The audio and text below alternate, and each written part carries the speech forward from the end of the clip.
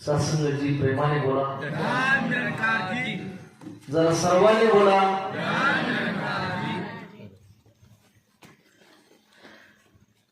सद्गुरूची असीम कृपा आहे, साधू संतांचं प्रेम आहे, निरंकार परमात्म्याचं अपार प्रेम आहे. म्हणून तुम्ही आम्ही इतक्या रम्य वातावरणामध्ये त्या ब्रह्म सोहळ्याचा अनुभव घेत आहोत.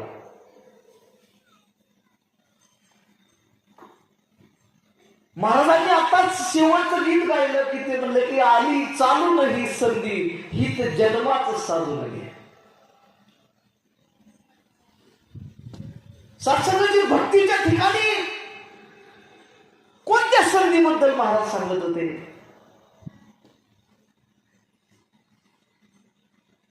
प्रपंचामध्ये अनेक संधी उपलब्ध होतात महाराज, त्याने सुद्धा हित होत, हित होत नाही असं नाही. प्रपंचातल्या प्राप्त झालेल्या संधीच्या माध्यमातून तात्पुरता आनंद मिळू शकतो, पण महाराज परमार्थिक संधीची गोष्ट करत होते. ते म्हणत होते की इथं तुला संधी मिळाली, आता या परमार्थिक संधीचा उपयोग करून घे. मग इथल्या संधीनं काय होईल? इथल्या संधीनं तुझ्या जन्माचं हित होईल. आणि परमार्थाच्या संधीनं जन्माचं हित साधायचं असतं. इथं गाणं चाललं होतं, काही जण खुश होते, काही जणांच्या चेहऱ्यावर ओसंडून वाहणारा आनंद दिसत होता, पण काही जणांना काहीच वाटत नव्हतं. प्रेमाने बोला, मी बघत होतो. काय ना, बाहेर सुद्धा गाणी आहेत महाराज, पण त्या गाण्यात आणि या गाण्यात फरक आहे. गाणं गोड त्याच वेळेस लागतं ज्या वेळेस गाणाऱ्याचा संबंध आपला जोडलेला असतो. ज्याचं गातोय त्याच्याशी संबंध जोडला म्हणून हसायला लागले, म्हणून नाचायला लागले, म्हणून टाळ्या वाजवायला लागले, म्हणून आनंद वाटायला लागला, म्हणून खुश झाले. तुमचा संबंध आहे ज्याचं गायलं जाते त्याच्याशी. लोक माणसांचे संबंध प्रस्थापित करायला लागले. प्रेमाने बोला, स्वार्थासाठी. तिथं लोकांनी संधी शोधली. अरे पण जी संधी साधायची होती त्या संधीचं काय? ज्याच्याशी संबंध जोडायचा होता त्याच्याशी जोडलाय का? जे जन्माचं हित साधायचं होतं ते साधलंय का? आणि म्हणून आज या व्यासपीठावरून, आज या सत्संगाच्या माध्यमातून गावोगावून उपस्थित असलेले सर्व साधू संत तुम्हाला ते सांगायला आले, बाबा हो, जन्माच्या संधीचं सोनं करा.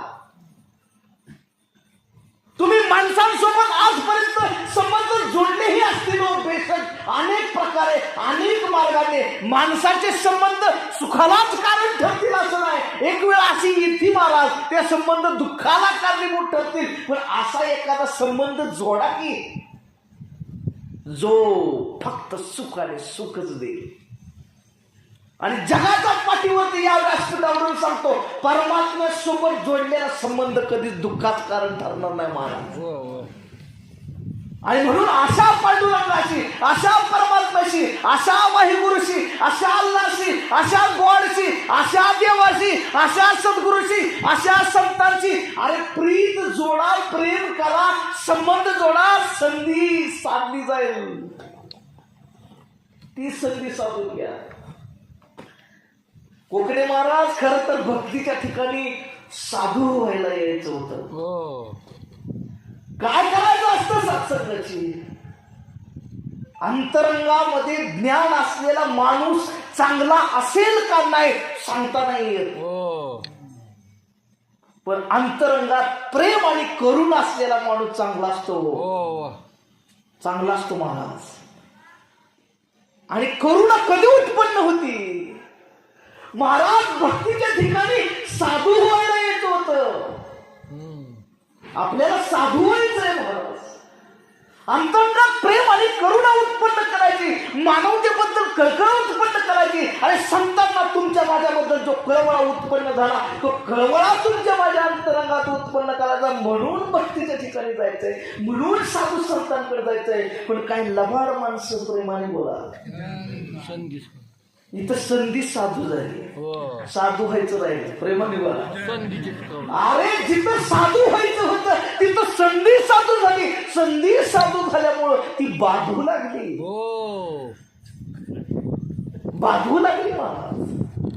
आणि बाधू लागलेली माणसं समाजाला आधू करून टाकतात महाराज. म्हणून लक्षात घ्या, संधीचा संबंध कुठं आलाय. जिथं साधू व्हायचं होतं तिथं संधी साधू होऊन चालणार नाही. आपण बाधू मग दुसऱ्याला, आणि बाधल्यानं माणसं आधू होता, समाजाला विकलांगता येते. जिथं स्वार्थ येतो तिथं परमार्थ नसतो महाराज. गुरुच्या उद्देशाला धक्का आहे, तिथं पाप होतं, दुसरं तिसरं काय नाही घडत. परमार्थाच्या वाटेवरती स्वार्थाच्या पलीकडे जाऊन साधू संतांनी सगळं समाजाचं हित लक्षात घेतलं. आणि म्हणून सत्संगाची प्रेमापोटी परमार्थ, दुसरं तिसरं कशासाठी, प्रेमापोटी कशासाठी सत्संगाची सप्त निरंकारी विषय ही आवाज तुमच्या माझ्यापर्यंत इथं घेऊन आलंय. प्रेम आहे महाराज, तुमच्याबद्दल कळकळ आहे महाराज, तुमच्याबद्दल कळवळ आहे. असं वाटतंय सत्संगाची सत्य पोहोचावं, माणसं शहाणी व्हावी, माणसं जागी व्हावी. नाही तर माणसं परत एखादा खराब शोधतील आणि त्यांच्याकडे उष्ण जल घेणं जातील. प्रेमाने बोला, मागं पुढे बघितलं ना माणसांनी, शिकल्या सवरलेली माणसं मोठमोठ्या गाड्यांमध्ये मोठमोठ्या बंगल्यांमध्ये राहणारी माणसं, मोठमोठ्या पद आणि प्रतिष्ठा भूषवणारी माणसं, विचारानं दुबळी, भावनेनं, परमार्थानं इतकी हलकी असते की त्यांना कुणाकडे उष्ण जल घ्यायला जावं लागेल. ही तुमच्या माझ्या समाजाची अवस्था काय आहे. गुरुनानक उपकार केलं महाराज, तुमच्या माझ्यापैकी कोण कुठं आता उष्ण जल घ्यायला जाणार नाही. आणि तुमच्या आमच्या घरातल्या माता भगिनी सेफ असतील, सेफ असतील. गुरुनं उपकार केला ना का तुमच्या माझ्यावरती. आणि म्हणून सत्संग ही संधी साधून घ्या, मिळालेला मोका साधून घ्या. सत्य तुमच्या दाराशी वारंवार येऊन गेलेला आहे. सत्य तुमचा दरवाजा खटखटून बऱ्याच वेळा येऊन निघून गेलेला आहे. ते ज्ञानोबाईच्या रूपाने असेल, ते तुकोबरायांच्या रूपाने असेल, ते अनेको साधू संतांच्या माध्यमाच्या विचारांच्या, गीतांच्या, पोवाड्यांच्या आणि अनेको माध्यमातून, कीर्तनातून, भजनातून तुमच्या दारावरती दस्तक देऊन गेलेला असेल. कदाचित संत निरंकारी मिशन ही शेवटची संधी असावी. आता यानंतर सत्संगाची तुमचा कैवार घेऊन तुम्हाला सांगायला कोण येणार नाही. माणूस व्हायचा असेल तर इथं या, हे सांगायला परत कोण येणार नाही. शेवटचा आवाज आहे महाराज. संत निरंकारी मिशन हा शेवटचा आवाज आहे महाराज. आणि या आवाजाकडे जर आज दुर्लक्षित केलं ना महाराज, तर मग सत्संगाची फक्त फरफट होईल, तर मग सत्संगाची फक्त त्रास होईल, तर मग सत्संगाची फक्त सत्संगाची इकडं तिकडं फिरणं होईल. मुक्कामाचं ठिकाण प्राप्त नाही होणार. आणि संत निरंकारी मिशन आज फक्त परमार्थाच्या नावाखाली गोडगोड गप्पा मारून, परमार्थाच्या नावाखाली नुसत्याच कथा, कीर्तन, प्रवचन, श्लोक, ओव्या, ग्रंथ, पुराण यांचे दावे करून तुम्हाला मला असंच सोडून जाणार नाही, तर परमात्म्याला प्राप्त करून देण्याची संधी उपलब्ध करून दिली जाईल. हा संत निरंकारी मिशनचा खऱ्या अर्थानं सत्संगाची प्रयास आहे. सत्संग सुरू होत असताना जरा 2-3 मिनिटं तिथं वर गेलो बसायला. वरून म्हणलं बघावं कसं काय दिसतंय. पलीकडे काय मुलं क्रिकेट खेळत होती, प्रेमाने बोला. आणि ती मुलं अंधार झाला म्हणून परत घराकडे जायला लागली होती. ती अंधार झाला म्हणून घराकडे जायला लागली होती. थोडी थोडी मुलं या स्टेजच्या पाठीमागे यायची. मी त्या सगळ्या मुलांकडे बघत होतो. त्यावेळेस मी त्या मुलांकडे बघितलं, महाराज त्यांच्या कटिंगची स्टाईल ट्रेंड प्रमाणे होती. प्रेमाने बोला, मुलांच्या कटिंगची स्टाईल ट्रेंड प्रमाणे होती. जो कट अमेरिकेत मारला जात होता तोच कट हितबी त्यानं मारला होता आणि वर केस उभी केली. प्रेमाने बोला, महाराज अमेरिकेत कुठं शोध लागलेल्या कटिंग, जिथं रेंज नाही तिथं पोचले हो. अमेरिकेत लागलेल्या शोध लागलेल्या कठीण जिथं रेंज नाही तिथं पोचल्या. हसण्याची बाब इथपर्यंतच होती. आता पुढं खेदाची बाब सांगतो. तुमच्या माझ्या मातीत जन्माला आलेल्या साधू संतांचा विचार त्यांच्यापर्यंत पोचलो नाही. याला जबाबदार कोण आहे? तुम्ही आम्ही त्यांना ज्ञान वा तुकोबा समजून सांगू शकलो नाही. याला जबाबदार कोण आहे? तुमच्या माझ्या मातीत जन्माला आलेले धर्मग्रंथ संत पंत यांना तुम्ही आम्ही त्यांना समजून सांगू शकलो नाही. याला जबाबदार कोण आहे? आणि याची जबाबदारी कोण घेणार आहे? आणि आज जर त्या लेकरांना या मातीत उभा राहिलेला तुका नाही ना सांगितला महाराज, तर उद्या तुम्हाला मुकाच बसणार नाही. प्रेमाने बोला. आणि म्हणून शासनजी वेळीच आपल्या घरातल्या लेकरांना, नाहीतर असं समजू नका अध्यात्म फक्त पटकवाल्यांचा आणि टोपीवाल्यांचाच कार्यक्रम आहे. प्रेमाने बोला. हाय वेळ आता झाले वय घरी तरी बसून काय करता, जा संगतला या भावाने करू नका. अरे प्रेम आणि प्रीत पाहिजे महाराज. सुधार्थ निघालं पाहिजे, उठून निघालं पाहिजे. ओ बुद्धांसारखी माणसं निघाली हो महाराज. राजकुमार होता गौतम बुद्ध, राजकुमार होते. त्यांच्या वडिलांचं नाव शुद्धोधन होतं. आणि त्या काळात त्यांच्याकडं काय राजवैभव नव्हतं, असं काय नव्हतं महाराज. पण बुद्धांसारखी माणसं सगळा राजपाट वैभव, अरे नवीन नवीन तर जगाच्या पाठीवर सर्व मायावी सुख त्यांच्या पायाशी लोळून घेत होतं. काय गरज लागली होती घर सोडून निघायची? 29व्या वर्षी बुद्धांनी घर सोडलं महाराज. 29व्या वर्षी बुद्धांनी घर सोडलं आणि शोधार्थ निघाले, सत्याच्या शोधार्थ निघाले. 6 वर्ष बुद्ध पायपीट करत होते. 6 वर्ष इकडं तिकडं रानमाळ हिंडत होते. 6 वर्ष बुद्ध संघर्ष करत होते. 6 वर्ष बुद्ध अनेक गुरूंना जाऊन भेटत होते.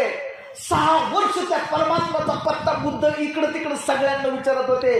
अरे बुद्धांसारखी माणसं घरातनं निघाली. मग कुठं जाऊन वयाच्या 35व्या वर्षी बोधगया या ठिकाणी पिंपळाच्या झाडाखाली त्यांना तो बोध झाला. आणि बोध झाल्यानंतर सुद्धा बुद्ध 7 आठवडे शांत होते महाराज. 7 आठवडे बुद्ध मौन होते. आणि बुद्ध हे चेक करत होते की मला प्राप्त झालेलं खरंच खरं आहे का, याचं चेकिंग चाललं होतं महाराज.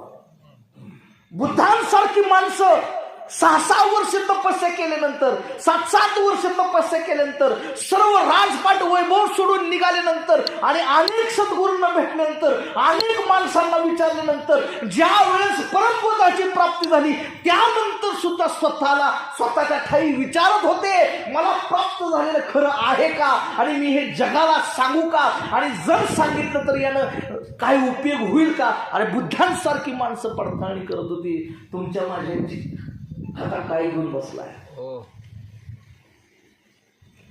तुम्ही आता आजपर्यंत ऐकलं असेल, बुद्ध निघाले, बुद्ध घर सोडून निघाले. प्रभू रामचंद्र होण्यासाठी सुद्धा, अरे आदल्या दिवशी माहित होतं उद्या त्यांना राजपाट मिळणार आहे, उद्या राज्याभिषेक होणार आहे. रात्री सांगण्यात आलं उद्या राज्याभिषेक नाही म्हणले, उद्या वनवास. अरे रामासारख्यांना 14 वर्षाचा वनवास बघावा लागलेला आहे. जाताना फक्त राम होते, पण आल्यानंतर प्रभू राम झालते. रामापासून प्रभू रामचंद्रापर्यंत पोहोचण्यासाठी 14 वर्षाचा वनवास बघावा लागलेला आहे. तुम्हा आम्हाला याच्या प्राप्तीसाठी तुम्ही आम्ही कुठला वनवास भोगलाय? बुद्धांनी 29व्या वर्षापासून 35 वर्षापर्यंत तपस्या आणि त्याग केलेला आहे. तुम्ही आम्ही किती वर्षाचा तपस्या आणि त्याग केलेला आहे? ज्याच्यासाठी 72 वेळा विठ्ठल प्रगट झाला. अरे अशा नामदेवाला सुद्धा परमात्म्याने सांगितले, नामा माझं हे रूप म्हणजे स्वप्नीचे धन आहे म्हणले, माझं मूळ स्वरूप काय आहे म्हणले, म्हणले मी कसा आहे हे जाणून घ्यायचं असेल तर सद्गुरू वाचून सापडे सोय धरावे ते पाया आधी आधी. अरे सद्गुरू सारखा असता पाठीरा का इतरा चिल्ले का कोण करे. तू तुझ्या बळावर तुझ्या सामर्थ्यावर जाणूच शकत नाही. मी देहरूपाने तुझ्या समोर प्रगट होत असेल, येत असेल, खात असेल, राहत असेल, तुझ्यासोबत सगळ्या लीला करत असेल, परंतु हे नव्हे हे स्वप्नीचे ते धन आहे म्हणले तुला जाणून घ्यावं लागेल. आणि निघाले मग काय जाणून घ्यावं लागेल तर माझ्या मूळ स्वरूपाला जाणून घ्यावं लागेल. कुठून जाणून घ्यावं लागेल तर सद्गुरूकडून जाणून घ्यावं लागेल. कुठं आहे सद्गुरू तर औंड्या मागणार नाहीत म्हणले विसोबा खेचराच्या रूपानं. विसोबा खेचरांना भेटायला स्वतः नाथ महाराज निघाले. महाराज नामदेव महाराज निघाले म्हणजे नामदेव महाराज स्वतः सद्गुरूकडून निघाले. घर सोडून बुद्ध निघाले.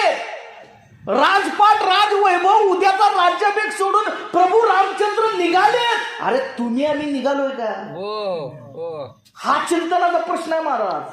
माणसं सद्गुरूच्या शोधार्थ घरदार सोडून निघाली निघाली महाराज.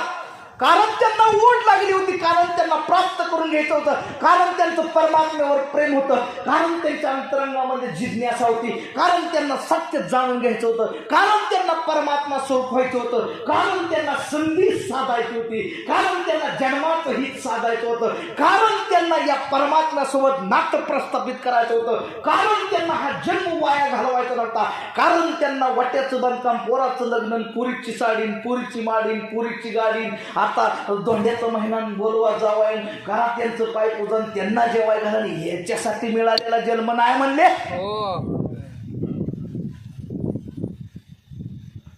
संसार करायसाठी जन्माला आलेलो नाही हो तुम्ही. जर संसारच करायसाठी जन्माला आला असतो तर मूळ मुद्द्यावर तो बुद्ध निघाले, रामचंद्र निघाले, नामदेव निघाले, विवेकानंद निघाले, तुकोबराय सुद्धा निघालेच की इकडं. 15 दिवसामध्ये झाला साक्षात्कार, विठू भेटला मदन निर्गुण निराकार. तुकोबराय सुद्धा निघाले घर सोडून निघाले. लक्षात घ्या मूळ मुद्दा काय. निघाले शोधार्थ निघाले, कारण प्रेम होतं. अहो तुम्हाला आता त्याच्या पुढे जाऊन सांगतो. ज्ञानोबराय स्वतःच्या सख्या भावाकडे माग लागले. निवृत्ती महाराजांच्या माग लागले संत ज्ञानेश्वर महाराज. म्हणले दादा म्हणले ते परमात्मा तत्वाचं द्या, विमल परमात्म्याचं ज्ञान मला द्या. प्रेमाने बोला.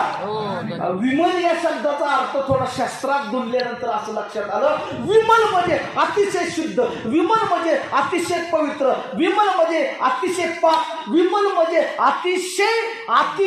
अतिशय देखणं म्हणजे विमल या जगाच्या पाठीवरती फक्त परमात्माच आहे. महाराष्ट्रातल्या लोकांनी गुटक्याचं नाव विमल ठेवलं.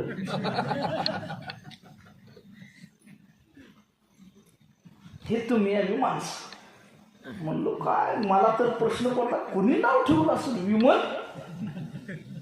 अरे पण विमल कोण आहे येड्या? देणारा खाणारा वाचलाय का? पण खरा विमल आला तर वाचशील की. अरे खरा विमल तो कसा आहे? रूप पाहत आलो त्याने सुख झाले हो साजनी. तो हा विठ्ठल बरावा, तो हा माधव बरावा. देवाची अद्वारी उभा क्षण तेने मुक्ती चारी साधी येल्या. अरे 4 मुक्ती प्राप्त करून देणार विमल आहे. जन्मजन्मीचं संकट मिटवणार विमल आहे. नैनम छंदती शस्त्राणी नवनंदहती बालका हल्लचे नमकले न शोषिती मारुता. जो परमात्मा निर्गुण आहे, निराकार आहे, ज्याला रंग नाही, रूप नाही, आकार नाही, येत नाही, जात नाही, आधी होता, आताही आहे, पुढेही असणार आहे, अस्पर्शमय, अरूपमय, अव्यक्तमय, जो निर्लेप आहे, सनातन आहे, काली होता, आजही आहे, उद्या असणार आहे, रुसत नाही, फुगत नाही, पडत नाही, झडत नाही, उठत नाही, येत नाही, जात नाही, बसलेलं नाही, उठलेलं नाही, ज्याला शस्त्र कापू शकत नाही, हवा उडवू शकत नाही, पाणी भिजवू शकत नाही, अग्नी जाळू शकत नाही. अरे ज्याच्यावरती या जगातल्या कोणत्याही गोष्टीचा कसलाही फरक पडत नाही, त्या भक्तावर तो कालही प्रेम करत होता, आताही प्रेम करतो आणि उद्याही प्रेम करत राहील. ते विमल आहे येड्या. तो विमल परमात्मा, तो विमल परमात्मा मला द्या म्हणून ज्ञानेश्वर महाराज माग लागले आणि म्हणायला लागले, ओ दादा म्हणले, अहो ते मला ज्ञान द्या की. ज्ञानोबारायांसारखी माणसं माग लागली हो. संत निरंकारी मिशन सहज द्यायला लागले. कदर आहे काय तुम्हाला मला त्याची? नाही नाही नाही. आणि ज्याच्या अंतरंगात जिज्ञासेनं ओथंबून राहणारं हृदय असेल ना, ज्याचा अंतरंग जाणण्यासाठी तळमळायला लागला असेल ना, ज्याचं अंतरंग परमात्मा भेटीसाठी प्रेमाने तडफडायला लागले असेल ना, त्याच्याच अंतरंगात ज्ञान रुजल राहील आणि टिकल. लबाडी करून, छलकपट करून, मनात काळवेर ठेवून परमात्मा अंतरंगात राहत नाही. हृदय साफ असावं लागतं, तिथं देव राहतो महाराज. संतांच्या हृदयात अपार करुणा होती म्हणून तिथं देव आला, राहिला, नाचला, खायलं गायलं त्यांचा झाला. आणि आज जगाच्या पाठीवर त्या रतन टाटा गेले, किती मोठा माणूस गेला, लोक विसरून गेले. ज्ञानोबा तुकोबांना विसरता येते का? नाही नाही. येते का विसरता? नाही विसरता येत महाराज, कारण त्यांनी संधी साधलेली आहे. मला माहित नाही रतन टाटांनी संधी साधली का नाही साधली, पण संतांनी साधली. तुकोबाराय जाऊन 16व्या शतकात तुकोबाराय झाले, आजही तुकोबारायांना विसरता येत नाही. 12व्या शतकात ज्ञानोबाराय झाले, आजही ज्ञानोबारायांना विसरता येत नाही. का तर संबंध जुडला, संधी साधली महाराज. आणि त्याच्या पुढे जाऊन सांगतो, ज्ञानोबाराय जसं पाठीमागे लागले होते ना, तसंच अरे 5000 वर्ष वाट बघितली त्या परमभक्ताची. 5000 वर्ष परमभक्ताची वाट बघितली. अशा अर्जुनासारख्या परमभक्ताला रणांगणावरती 11व्या अध्यायात हा इशारा खोललेला महाराज. न सांगे देवकीशी, न सांगे बलिभद्राशी. अरे त्यांनी स्वतःच्या आईला नाही सांगितलं, स्वतःच्या भावाला नाही सांगितलं, स्वतःच्या बायकोला नाही सांगितलं, पण अर्जुनाला खोलला इशारा. 11व्या अध्यायात खोलला. अहो, अर्जुनासारख्या परमभक्ताची 5000 वर्ष वाट बघितली होती. अशा परमभक्ताला सुद्धा 10 अध्यायाचा प्रवास करावा लागला होता. बसलेल्या सगळ्यांना माझा एक प्रश्न आहे, तुम्ही आम्ही किती अध्यायाचा प्रवास केलाय? म्हणून हे तुम्हाला मला मिळेल. किती अध्याय चालून आलोय तुम्ही आम्ही? 5-5 हजार वर्ष वाट बघितलेल्या परमभक्तांची, ज्ञानोबरायांसारखी, बुद्धांसारखी, तुकोबारायांसारखी, महाराज नामदेवा महाराजांसारख्यांची ही अवस्था आहे. अरे तुम्हाला मला इतका प्रवास सोडा, पण वृत्तीनं थोडस उठून घराच्या बाहेर तरी निघा की. तुम्हाला नाही म्हणत बुद्धांसारखं घर सोडून निघा. अरे बुद्ध निघाले काळ तो होता, पण आता वृत्तीनं निघा.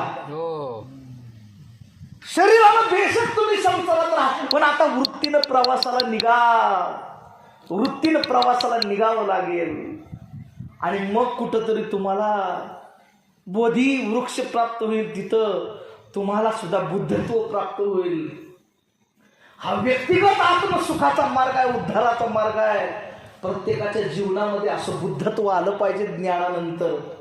ज्ञानानंतर बुद्धत्व आलं पाहिजे. नाहीतर सत्संगजी महाराज येतील, पाकिट घेऊन निघून जातील, कथा होईल, कीर्तन होईल, प्रवचन होईल, सगळं काय होईल, पण मी कोरडाच राहील. याची काळजी घ्यायला पाहिजे.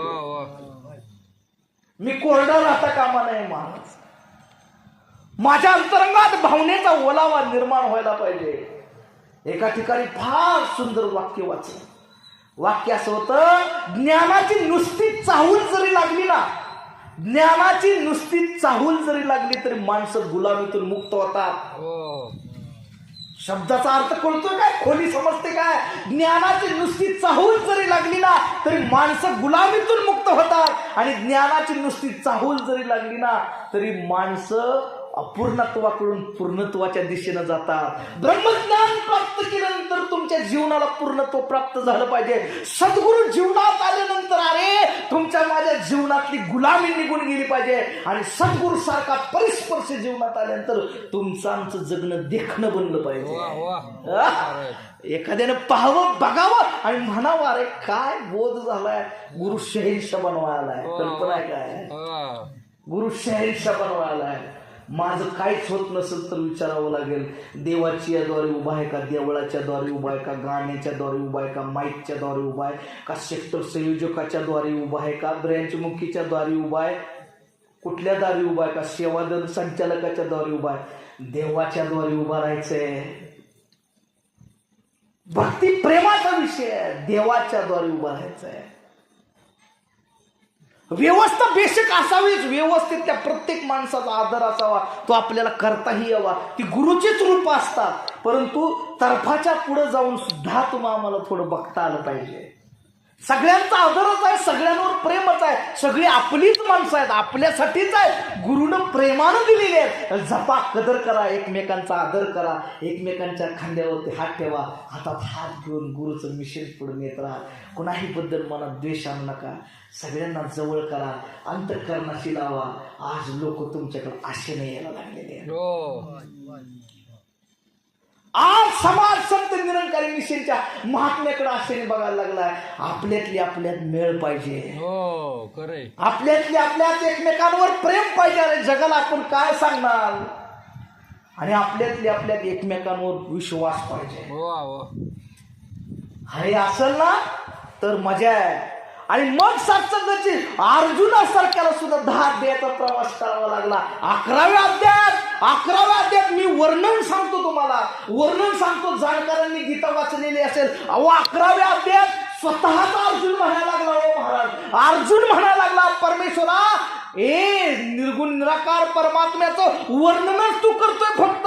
अहो म्हणले श्रीकृष्ण भगवंता, वर्णनच काय करता म्हणले, आता दाखवा की मला ते रूप, पाहू दे की या डोळ्यानं, होऊ द्या की माझा उद्धार, याची डोळी याची डोळा पाहिला मी मुक्तीचा सोहळा. तो परमात्मा माझ्या निदर्शनात पुढे द्या, माझ्यासारख्याला उद्धार होऊ द्या. आणि मग महाग लागला, कळवळ लागली त्याला, त्याची तळमळ वाढली, अंतरंगात बसवना त्याला, त्याची तळमळ व्हायला लागली.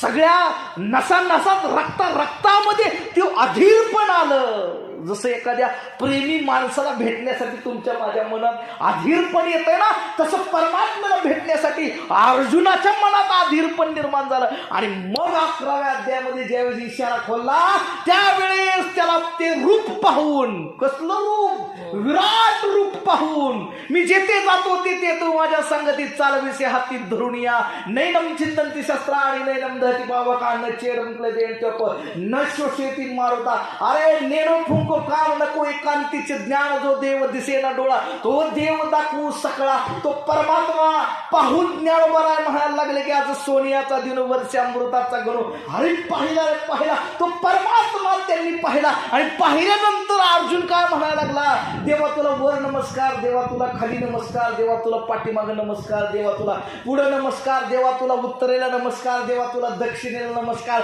देवा तुला पूर्वेला नमस्कार, देवा तुला पश्चिमेला नमस्कार. आणि सगळीकडंच तो त्याला नमस्कार करायला लागला. सद्गुरूच्या कृपेनं त्याला इशारा प्राप्त झाला. आणि मग तुम्ही जे गाठ होतो ना, त्याचं कारण आहे की घालीन लोटांगण वंदिन चरण, आणि डोळ्यानं पाहिलं रूप तुझे, डोळ्यानं पाहिलं रूप तुझे, पाहिलं म्हणले हो, हे कधी लक्षात घेणार, डोळं दाखवून पाहिलं पाहिजे, हो, पाहिलं पाहिजे. बोला की पहा की याला, याच्याशी नातं जोडावं. यासारखं सुंदर भक्तीत काय नाही महाराज. लोकांना भक्तीत देव नकोय महाराज, लोकांना घेऊ पाहिजे. प्रेमाने बोला, देवाशी देणं की नाही म्हणून लोक भक्ती नाहीत करत, त्याच्याकडून काही येतंय. प्रेमाने बोला, 5 रुपयाचा नारळ फोडून लोक 5,000चं सुख मागतात, आणि 5,000चा अभिषेक करून लोक 5 लाखाची गाडी मागतात. देव बी तू येडाय वे, देव म्हणल अरे तू ठगाच ठग आहे, ही अख्खं ब्रह्मांड मी निर्माण केलेलं, मी तर महाठग आहे. हा, मला फसवायचं असेल फसगत होईल. आणि म्हणून इकडं सगळ्यांच्या चरणी विनंती आहे, आता इथं तिथं हात दाखवणं बंद करा. प्रेमाने बोला, कुणाच्या बी पायावर डोकं टेकवून आता बंद करा. पहा सद्गुरूच्या योग्यतेचं आहे का नाही. आणि कुणालाही गुरु करून घेणं आता बंद करा. कर्मकांडानं अंधश्रद्धेनं समाजाचं भलं नाही झालं. भलं नाही झालं. लोक कर्जबाजारी झाली आणि महाराज मोठे झाले. गल्ली बोळा सुळसुळट उठला हो महाराजांचा. कुणी उठतं महाराज होत प्रेमाने बोला. कुणी उठतं सद्गुरू होता. अरे पण सद्गुरू म्हणतात कुणाला आणि त्यांना बी शिष्य भेटतात. त्यांना बी शिष्य भेटतात. काय ना महाराजाला डोक्यावर बसायचं असतं पण डोक्यावर बसवून घेणारी बी जमात आहे ना. लोक म्हणायला लागली आजकाल गुरु ओरिजिनल राहिले. शिष्य कुठं ओरिजिनल राहिले. डुप्लिकेट शिष्य वाढल्यामुळे डुप्लिकेट गुरूंची संख्या वाढली ना. आणि म्हणून सत्संगजी येणाऱ्या काळात जर तुमचे आमची फसवणूक व्हायची नसेल धर्माच्या ठेकेदारांना आता दूर सारा आणि सांगा संत निरंकारी मिशनचं ज्ञान प्राप्त केले. माझा डायरेक्ट संबंध आहे देवाशी. माझा डायरेक्ट संबंध आहे देवाशी. आणि म्हणून पुढे जाऊन सांगतो भक्तीच्या नावाखाली जर कुणी दुकानदारी करायला आले असेल, भक्तीच्या नावाखाली अध्यात्माच्या नावाखाली कुणी बाजारीकरण करायला आले असेल तर त्याला सांगा जे विमल स्वरूप ज्ञानोबरायांनी पाहिलं तो मी पाहिलंय. आता मी सुखी झालोय. मला इकडं तिकडं जाऊन कुणाच्याही डोक्यावर चरण आदळायची गरज नाही. मला असा सद्गुरू प्राप्त झालाय तो मुक्त करून टाकतो. अरे बंधनात टाकतो तो सद्गुरू नसतो. तुम्हाला मुक्त करतो तो सद्गुरू असतो. आणि संत निरंकारी मिशनच्या सद्गुरू तुम्हाला मुक्त करण्यासाठी आलेला आहे. संत निरंकारी मिशनच्या माताजी सद्गुरू तुम्हाला मुक्त करण्यासाठी आलेला आहे. गुलामीतून मुक्त व्हायचं असेल, कर्मकांड अंधश्रद्धा यातून मुक्त व्हायचं असेल, अनिष्ट रूढी परंपरा यातून मुक्त व्हायचं असेल, मनात सारखं विचल होत असेल, जीवनात शांती नसेल, जीवनात समाधान नसेल, यातून मुक्तता प्राप्त करायचं असेल तर इथं या. जीवनात प्रेम प्राप्त करून द्यायचं असेल तर इथं या. जीवनात खरा देव प्राप्त करून घ्यायचा असेल तर इथं या. आणि जे ज्ञानोबरायांनी प्राप्त केलं, जे तुकोबारायांनी गायलं, जे बहिणाबाईंनी सांगितलं, ज्याला प्राप्त करून मीरा नाचायला लागली, बुद्ध शांत झाला, असं तुम्हाला प्राप्त करून घ्यायचं असेल तर इथं या. तुम्हाला बुद्धांसारखी शांतता मिळेल आणि मीरेसारखा नाच मिळेल. नाचाल ही तसेच आणि शांत ही तसेच व्हाल. एकदा ब्रह्मानंदी लागली टाळी मग नुसतं डोळं जरी झाकलं ना महाराज, परमात्मा प्राप्त केल्यानंतर सुखासाठी आणि आनंदासाठी बाहेर कुठल्या साधनाची गरज लागत नाही. कळतं जे बाहेर आहे ते माझ्या अंतरंगात वसलेलं आहे. नुसतं डोळं जरी लावलं ना महाराज तरी ते सौंदर्य पाहून मन सुखावतं आणि म्हणतं वा सद्गुरू काय कृपा केली तुम्ही माझ्यावर. म्हणून सत्संगाची तुमच्या सर्वांच्या चरणी आमची विनंती आहे, आमची करबद्ध प्रार्थना आहे. खरंच सांगतो की तुमचा संबंध देवाशी जोडा, देवाशी जोडा. तुमच्या अंतरंगात करुणा भाव द्या, तुमच्या मनामध्ये प्रेम उत्पन्न होऊ द्या. आणि हा जन्म हा रडत कडत घालवण्यासाठी आलेला नाही हो, तुझं माझं करण्यासाठी आलेला नाही हो. स्वतःला त्रास देण्यासाठी तुम्ही आम्ही जन्माला आलेला आहे आणि संसार करून मरून जाण्यासाठी तुम्ही आम्ही जन्माला आलेला आहे. तर जन्माचा उत्सव करण्यासाठी तुम्ही आम्ही जन्माला आलोय. तुमच्या माझ्या जगण्याचा उत्सव झाला पाहिजे, तुमच्या माझ्या जगण्याचं गाणं झालं पाहिजे. आणि जीवनाची कळ वेदना म्हणून मरून नका जाऊ. जीवन प्रेम आहे, संतांनी सांगितलेलं आहे. तुमचंही जीवन प्रेम होऊ द्या. हा भाव आहे अंतरंगात, हा विचार आहे अंतरंगात, हा माझ्या सद्गुरूचा उद्देश आहे. हा उद्देश सत्संग तुमच्या माझ्यापर्यंत घेऊन आलेलो आहे. नाहीतर सत्संगजी आज जगाच्या पाठीवरती तुम्ही आम्ही सर्वजण पाहत असतो. सत्संगजी या जगाच्या पाठीवर सगळ्यांनी स्वतःच्या स्वभावाला जागणं केलं, पण माणूस बेईमान झाला. माणसाने स्वभावाची हरकत घेतली. झाडांनी झाडाचा धर्म सांभाळला, डोंगरदऱ्यांनी त्यांचा धर्म सांभाळला, सूर्याने सूर्याचा धर्म सांभाळला, चंद्राने चंद्राचा धर्म सांभाळला, झऱ्यांनी नाद्यांनी वेल्यांनी पक्ष्यांनी पशूंनी सगळ्यांनी सगळ्यांचा धर्म सांभाळला. माणूस बेईमान झाला. माणूस बेईमान झाला म्हणून माणसाला सांगावं लागलं की माणसा तू माणूस बन. त्याला त्याच्या इति कर्तव्य तिची जाणीव करून देण्यासाठी संतांना यावं लागलं. तू तुझ्या धर्मापासून दूर गेलेला आहेस. आणि मग तुम्ही मला समोर विचाराल की कोणता धर्म आहे, कोणता धर्म आहे तुमचा माझा. तर साने गुरुजींनी सांगितलेलं आहे की खरा तो एकची धर्म जगाला प्रेम अर्पावे. जगाला प्रेम अर्पावे हा आपला धर्म आहे. एक गोष्ट सांगतो. एक फुल आहे ना, फुल पहाट पहाट कळी असतं, पहाट पहाट कळी असतं. जसा सूर्यप्रकाश उगवतो तसं ते उमलतं. उमलल्यानंतर दिवसभर त्याचा जीवनकाळ राहतो आणि संध्याकाळची वेळ येते ना, जसं सूर्यास्त मावळायला लागतो ना तसं ते देठापासून गळून खाली पडतं, मातीशी पडतं. आणि मातीशी पडल्यानंतर सुद्धा, जीवनकाळ संपल्यानंतर सुद्धा, मृत्यूशय्येवर पडल्यानंतर सुद्धा ते फुल सुगंध देत असतं. आणि कळी असताना सुद्धा धर्म पाळला, सुगंध दिला. दिवसभर उन्हात ताणात असताना सुद्धा जेवणाचा सोहळा केला, सुगंध दिला. आणि देठापासून खाली पडून मृत्यू होण्याची वेळ आली तरी सुद्धा सुगंध दिला. आणि फुलाने फुलांचा धर्म सांभाळा. माणसाने माणसाचा धर्म सांभाळायला नको काय? माणसाने माणसावर प्रेम करायला नको काय? माणसाने माणसावर प्रेम केलं पाहिजे. माणसाने माणसाला समजून घेतलं पाहिजे. आता तुमचा माझा अहंकार फार दांडगा झालाय. हो, तुमचा माझा अहंकार फार दांडगा झालाय. तो मला जगू देणार. मला एका ठिकाणी वाचलं, पोटा पाण्यापेक्षा माणसाला मोठेपणाचे प्रश्न झोपू देणार हो, आणि जगू देणार. धर्माचा अहंकार, जातीचा अहंकार, पदाचा अहंकार, पदवीचा अहंकार, प्रतिष्ठेचा अहंकार, घराचा अहंकार, गाडीचा अहंकार, मी पण माझेपणाचा अहंकार, मला 2 पोरं त्याचा अहंकार, इतका एकर त्याचा अहंकार, इतकी बागायत त्याचा अहंकार, इतकी दुकानं त्याचा अहंकार. अहंकारानं निरंकार कळत नाही रे येड्या. हो. अहंकारानं निरंकार कळत नाही येड्या. अंतरंगात त्याला स्थापित करावं लागतंय. म्हणून अहंकाराला पहिले इथनं हाकल, मग निरंकार येईल आणि मग संधी साधली जाईल. तू त्याचा होशील. भक्तीत कोकणी नाना, भक्तीत गीता सांगितल्यानंतर सांगाय काय राहिलं नव्हतं. हे सगळं उष्ट आहे प्रेमाने बोला. मी तुम्हाला वेगळं काय सांगणार आहे? काय वेगळं सांगणार आहे?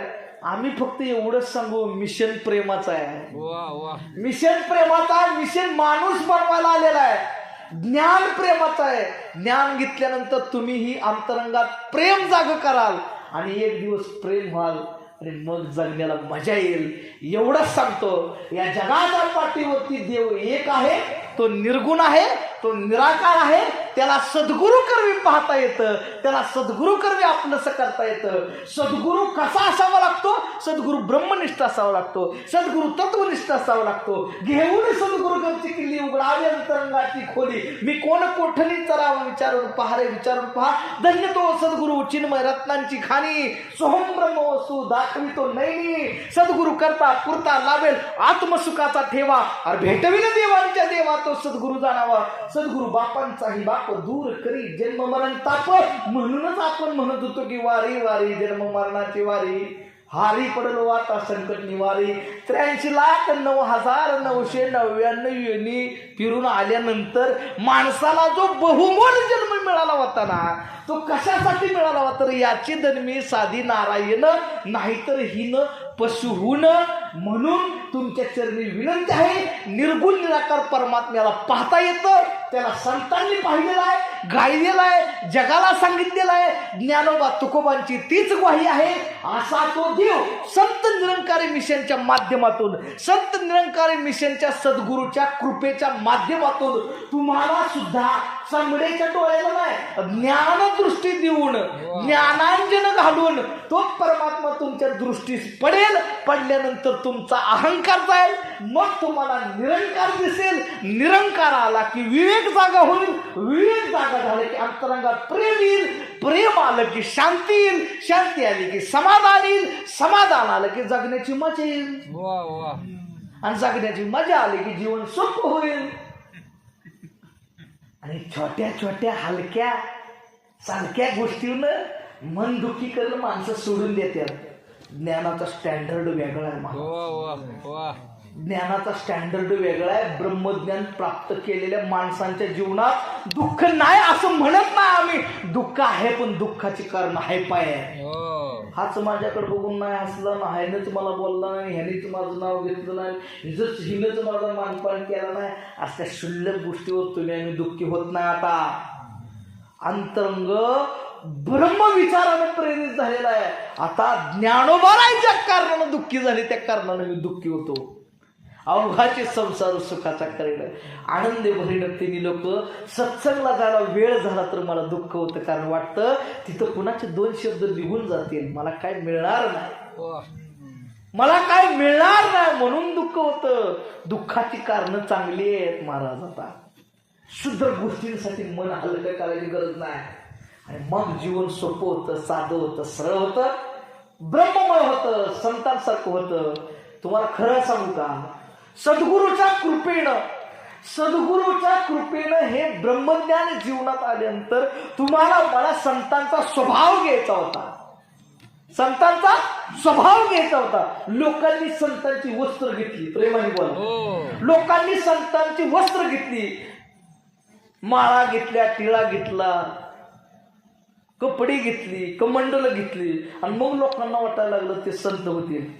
सकाळीच एक वाक्य वाचलं, ते म्हणाले की त्यांनी अतिशय सुंदर सांगितलं. ते म्हणले की ज्याच्या मुखी भाषा ही रसाळ आहे, ज्याच्या मुखी भाषा ही रसाळ आहे आणि ज्याचं अंतरंग निर्मळ आहे, त्याच्या गळ्यात माळ असेल किंवा नसेल तरी तो माळकरी आहे, तरी तो माळकरी आहे. आणि म्हणून पुढे जाऊन सांगतो, संत स्वभावानं प्रेरित झाल्यानंतर, सद्गुरूचं ज्ञान जीवनात आल्यानंतर तुमच्या माझ्या स्वभावाचा सुगंध यावा, वासना यावा.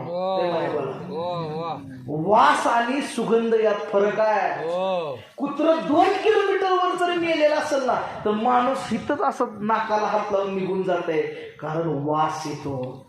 पण गुलाबाचं फूल बागेत उमललेलं असेल ना तर सुगंध घेण्यासाठी जवळ जावं लागतं.